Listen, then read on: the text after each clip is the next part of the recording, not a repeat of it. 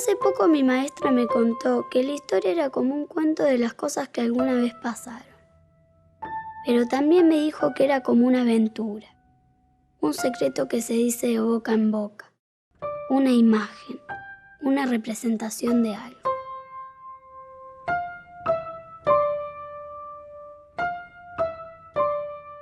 Podemos acordarnos de la historia de memoria o entenderla de verdad.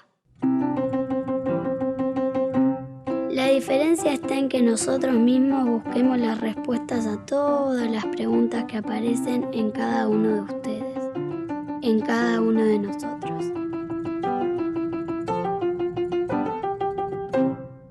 ¿Por qué hubo una revolución en mayo de 1810?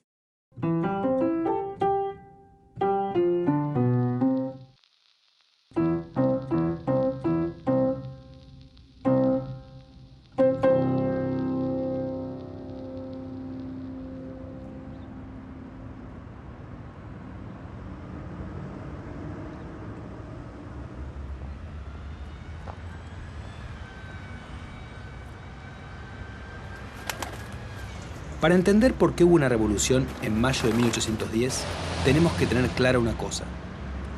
Antes de la revolución, no existían los países hispanoamericanos que existen hoy, por ejemplo Argentina. Había un imperio español que se extendía desde el sur de lo que ahora es Estados Unidos hasta Buenos Aires. La cabeza de ese imperio era España, que no era otro país, como ocurre ahora, sino que era la metrópoli, la capital, el centro de ese imperio. Ahí estaba el rey. Cualquier cosa que pasaba en España repercutía en el resto del imperio.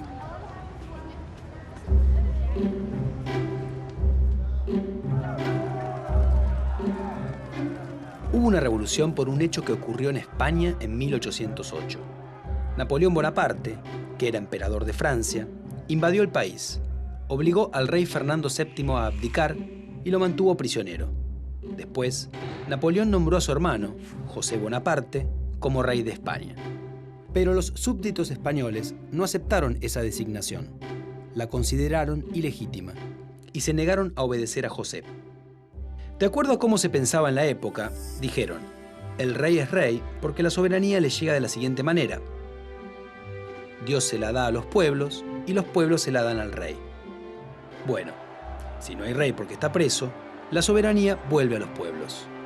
¿Qué son los pueblos? Las ciudades que forman el imperio. Entonces, por ejemplo, la ciudad de Valencia formó una junta que cuidaba su soberanía hasta que volviera el rey. Lo mismo hizo Madrid, lo mismo Barcelona, lo mismo Toledo y así sucesivamente. Esas juntas se reunieron en una junta central, en Sevilla, y cuando llegaron las noticias a América, la población allí se mantuvo fiel al rey preso y obedeció a esa junta central.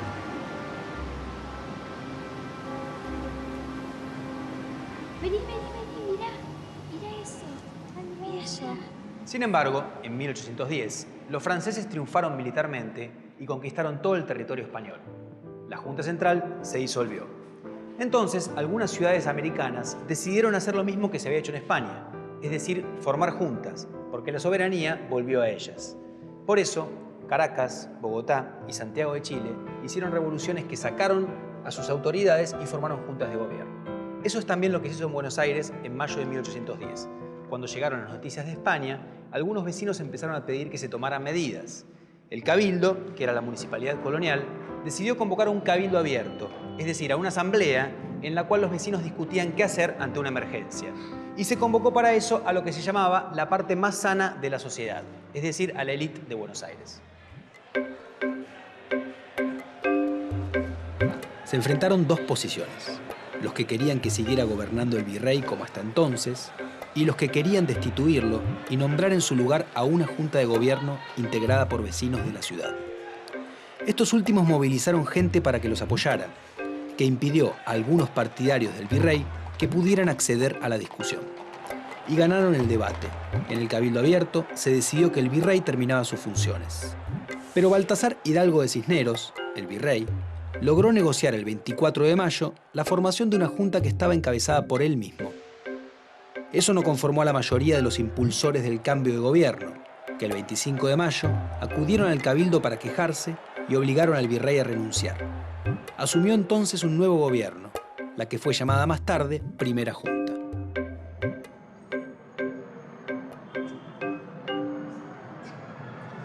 Ojo, chicos, que este cuadro no es como una foto de la época, no es como si estuviera en un diario. Ese día no hubo nadie pintando el cabildo abierto, ¿sí? Casi 100 años más tarde alguien se imaginó cómo debe haber sido ese día, el 22 de mayo de 1810, y lo pintó. Puso los personajes más importantes y se imaginó ese cabildo abierto. Simplemente es una representación que se hizo más tarde. Profe, ¿qué estaba en este cuadro que después iban a formar la Primera Junta? Bueno, estaban por un lado Mariano Moreno, que fue el secretario de la Primera Junta y que ese día, el 22 de mayo, no tuvo ninguna participación importante. Acá lo ponen pensando, escuchando. Cornelio Saavedra, que después fue el presidente de la Primera Junta, que era el jefe de los patricios, que acá está con su uniforme. Acá escondido estaba un español que después fue vocal de la Junta, que se llama Mateu. Y los más importantes de ese cabildo abierto fueron los dos que están parados, mirando como para nosotros, que son Paso y Castelli, ¿sí? Que fueron los que ese día dieron los argumentos más importantes a favor de la destitución del virrey. Y después los dos estuvieron también en la Primera Junta. 3 integrantes de la Primera Junta, en particular, fueron fundamentales en la Revolución. El abogado Juan José Castelli fue clave en los días anteriores al 25 de mayo, convirtiéndose en una especie de coordinador de los revolucionarios. Cornelio Saavedra brindó el apoyo de los patricios, apoyo que fue decisivo para asegurar la destitución del virrey. Pero la figura más importante fue Mariano Moreno, un abogado que hasta el 25 de mayo no tuvo un papel destacado, pero que desde que ese día fuera nombrado secretario de la Junta, impulsaría cambios más profundos. En primer lugar, empezó a impugnar el derecho del rey a gobernar en América, argumentando que los americanos no habían acordado con él ser sus súbditos, sino que eso les había sido impuesto por la fuerza. A la vez, favoreció un igualitarismo que atacaba la rigidez social colonial, defendió los derechos de los indígenas, obligó a que el periódico oficial, que él mismo redactaba, se leyera en las iglesias, y decidió que la revolución podía usar la violencia para imponerse sobre sus enemigos.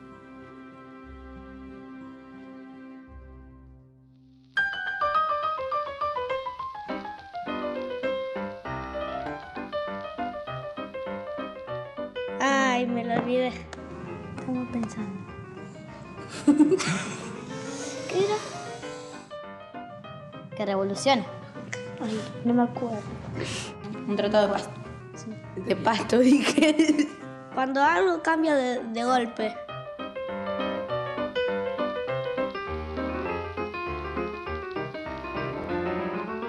Era donde estaban los reyes y todo eso, lo más importante. ¿El cabildo? El cabildo era... Hizo la revolución el 25 de mayo.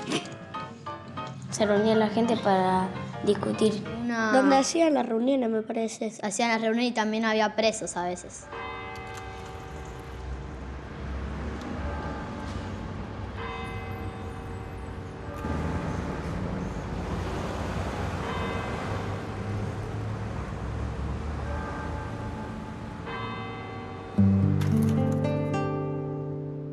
En el periodo anterior a la Revolución había reclamos y conflictos. La élite criolla se quejaba de que los españoles obtenían los mejores cargos y a la vez que tenían mayores privilegios comerciales. Por otra parte, enfrentaban una presión cada vez mayor de la corona española, que desde el siglo XVIII controlaba más sus territorios y cobraba más impuestos. A la vez estaba la presión de Inglaterra por obtener el comercio libre, algo que también tenía partidarios entre los americanos, porque, por ejemplo, los estancieros de Buenos Aires querían una medida de ese tipo, aunque no tenían el poder para imponerla. El tema es que todos estos problemas existían, pero ninguno llevó a la revolución. Ni tampoco otros conflictos que había en la época, como por ejemplo el hecho de que los indígenas estuvieran sometidos en todo el continente, que los esclavos no tuvieran libertad, o que todo aquel que no tuviera la piel blanca estuviera condenado legalmente a una posición social inferior. La revolución no viene de estos conflictos, sino de lo que pasa en España, en la capital del imperio. Solo así podemos entender que en lugares donde no hubo ningún acuerdo previo ni ninguna comunicación previa, hubiera habido revoluciones cuando se enteraron de la caída del poder central allá, en España.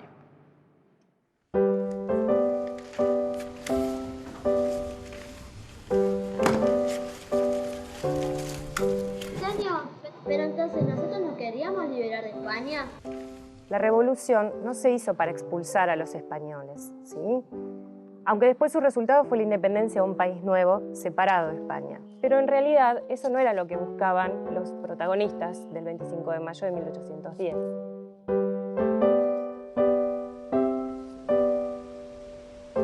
Es importante recordar que en ese momento no había nada que se llamara Argentina. No existía, ni siquiera como idea. La gente nacida en el Virreinato del Río de la Plata se identificaba con el lugar en el que había nacido. Es decir, eran cordobeses, riojanos, salteños, potosinos, asunceños, santafesinos, orientales, cochabambinos y muchos otros. Los porteños usaban a veces el nombre argentinos, que significaba que eran del Río de la Plata, porque argentum era plata en latín. Todos ellos se consideraban, además, americanos. No había una identidad nacional. Los países de Hispanoamérica, Argentina entre ellos, se inventaron después de la independencia. No existían antes de 1810.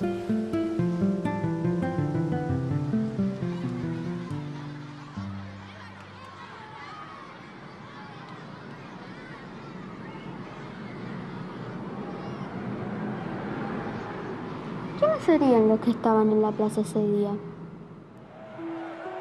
Vecinos de Buenos Aires que reclamaban la renuncia del virrey y la designación de una junta de gobierno. La mayoría de estos vecinos pertenecían a la élite de la ciudad, porque solo ellos podían realizar exigencias en nombre del pueblo.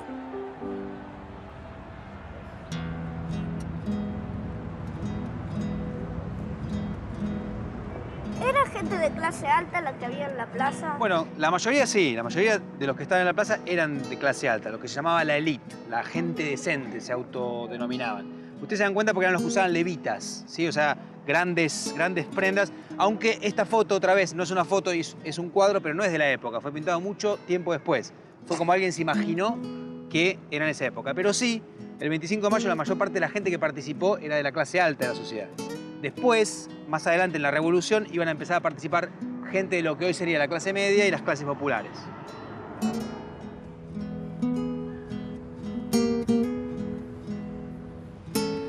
¿Había mujeres ahí como muestra en el cuadro?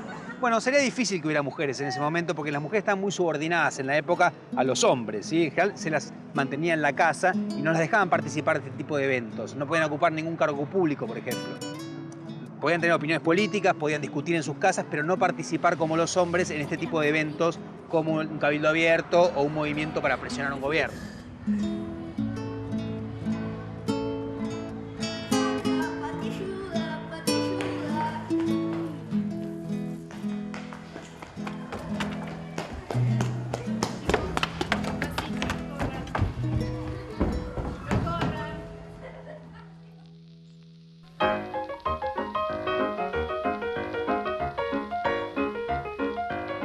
Mezcla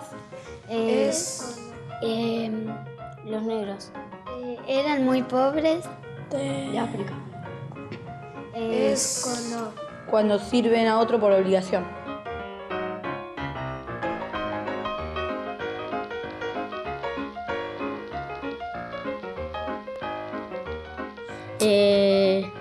Ay, ¿cómo era? Liberarse de los españoles y ser libres. Sacarlos para que sea nuestro acá. Éramos de los españoles, entonces nos empezamos a liberar para no ser más españoles sino argentinos, ser independientes. ¿Quién era? Parece que era Saavedra por el rey. No sé.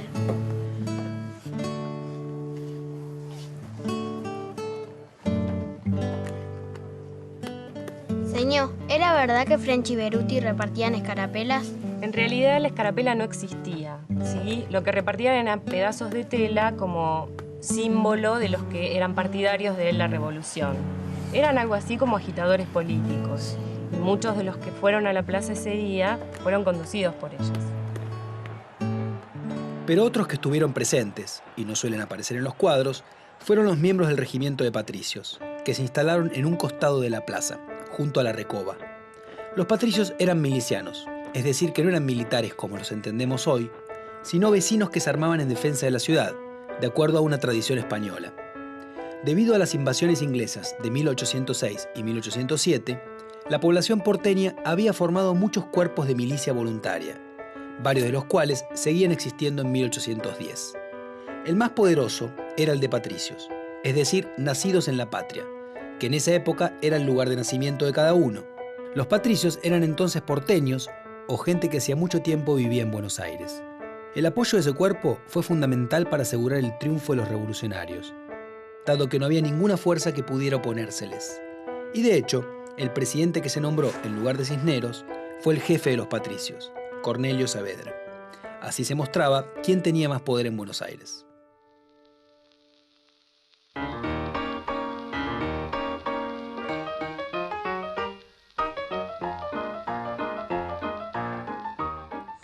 Se juntaron en el cabildo y empezaron a hablar por horas.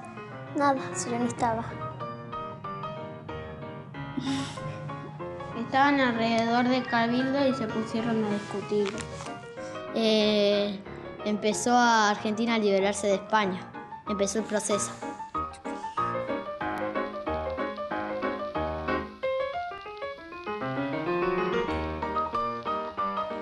Yo no sé, a ver. Nada más. Cornelio Saavedra. O si no, yo Belgrano, el presidente De esa época. Aguadero. Es lo más fácil. Y también Saavedra.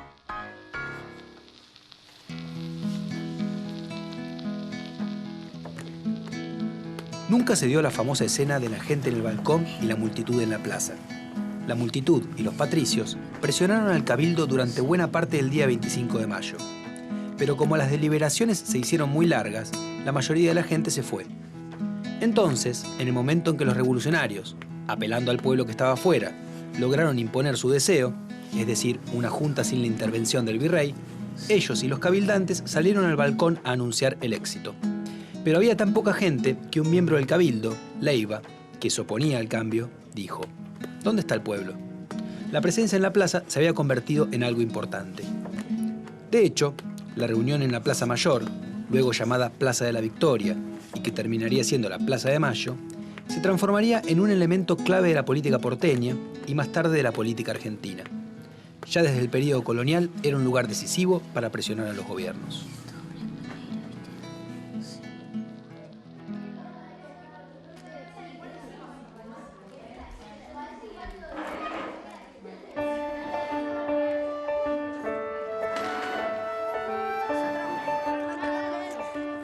El 25 de mayo de 1810, los revolucionarios querían autonomía, más posibilidades de tomar decisiones propias.